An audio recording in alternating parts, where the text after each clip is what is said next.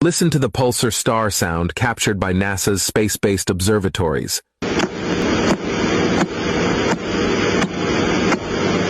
What does it sound like? Isn't it just like knocking on a door? The interesting part is that this star is mentioned in the Noble Quran with the name Tariq. The word Tariq means someone who knocks on a door, hitting something hard to make noise.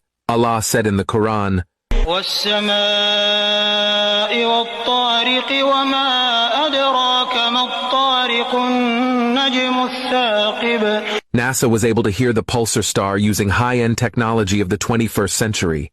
You can clearly hear the sound, which sounds like someone is hitting or knocking on something. How could Prophet Muhammad, peace be upon him, know this 1400 years ago when there was no high-end technology? The truth is crystal clear. The Quran is the words of the Creator, Allah, the Creator of everything, and Prophet Muhammad, peace be upon him, is his final messenger.